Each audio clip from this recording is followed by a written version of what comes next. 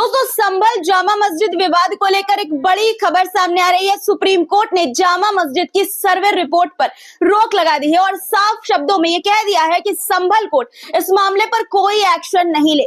अब कोर्ट में, high court में इस पर पहले सुनवाई होगी। संभल की जामा मस्जिद सर्वे मामले में शुक्रवार को यानी कि आज सुप्रीम कोर्ट में सुनवाई हुई। कोर्ट ने आदेश दिया है कि मस्जिद की सर्वे रिपोर्ट खुलेगी नहीं किसी भी सूरत में। कोर्ट ने चंदोसी की ट्रायल कोर्ट से कहा है कि 8 जनवरी तक केस में कोई एक्शन न ले, शांति जरूरी है। साथ ही यह भी निर्देश दिया है कि जब तक Shahi Idgah committee high court नहीं जाती तब तक इस मामले को आगे ना बढ़ाया जाए। इससे पहले चंदोसी के सिविल कोर्ट में मामले में सुनवाई हुई। शुक्रवार को कोर्ट में सर्वे रिपोर्ट पेश करने का आदेश दिया गया था, हालांकि रिपोर्ट पेश आज नहीं हो पाई।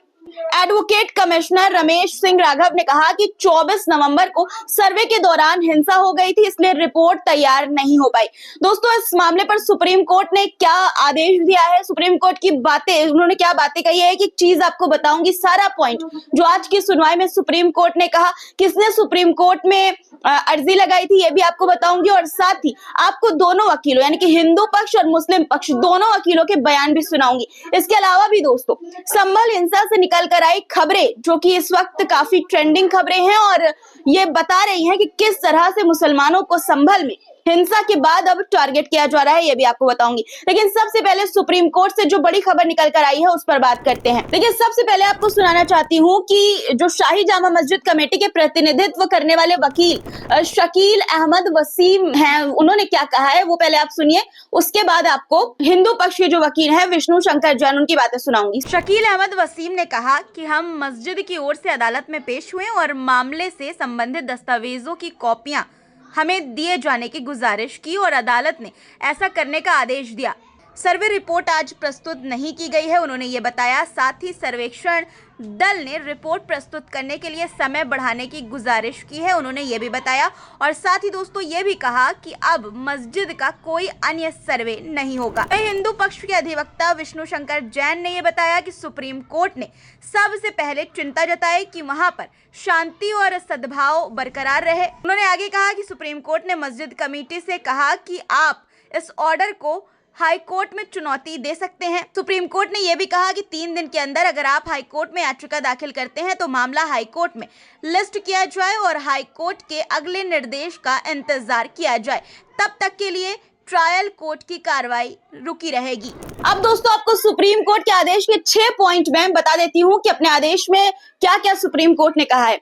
देखिए आपकी स्क्रीन पर सबसे पहला पॉइंट ये है कि मस्जिद की सर्वे रिपोर्ट सील रखी जाएगी, इसे खोला नहीं जाएगा, जैसा कि मैंने आपको बताया।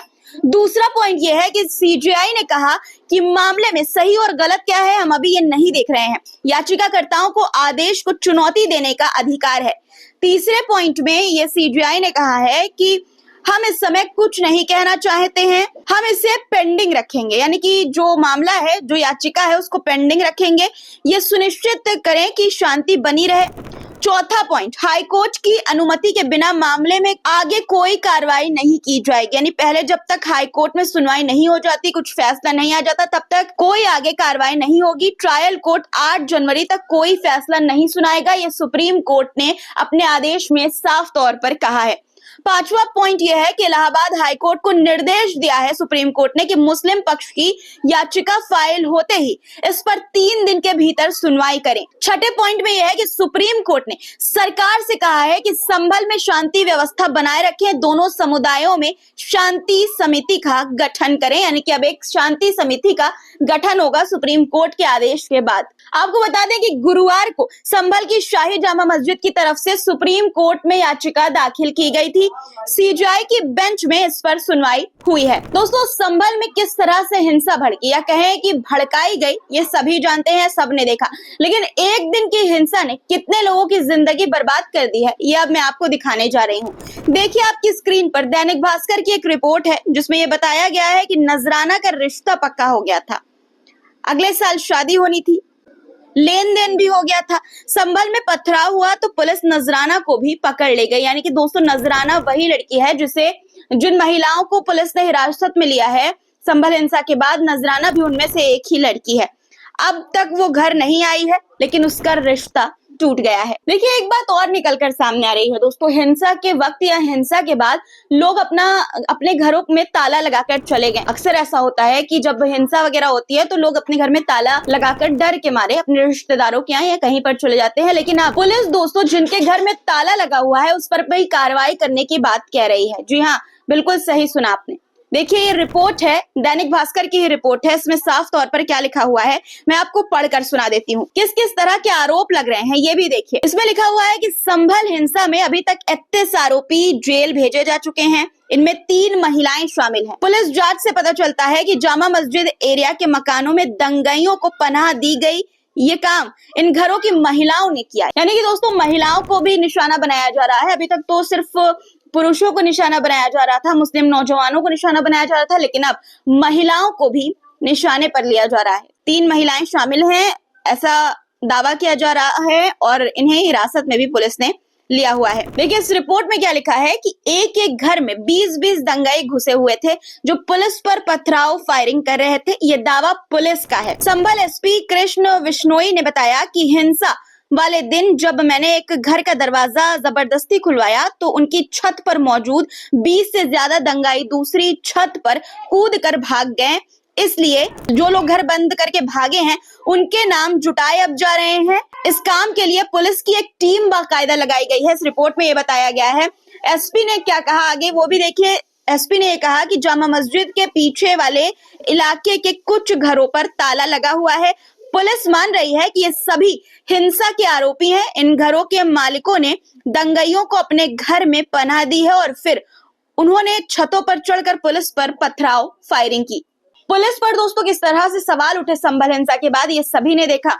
पुलिस वाले साफ तौर पर ये कह रहे थे कि उन्होंने फायरिंग नहीं की, लेकिन बाकायदा वीडियो सामने आया जो हमारे चैनल द पिलर इंडिया ने भी आपको दिखाया था कि किस तरह से 3 गोलियां फायर की गई हैं और आसमान में नहीं बाकायदा सामने टारगेट पर फायर की गई हैं। लेकिन अब पुलिस इस तरह की बात कह रही है कि जामा मस्जिद के पीछे वाले एरिया में जिन घरों में ताला लगा हुआ है उनके नाम भी पता करने के लिए, उन पर अब आरोप मढ़ने के लिए एक टीम बनाई जाएगी और उनको भी अब निशाने पर लिया जाएगा। ये माना जा रहा है कि उन घर में जिन जिन घरों में ताला लगा है वहां पर दंगाई छुपे हो सकते थे।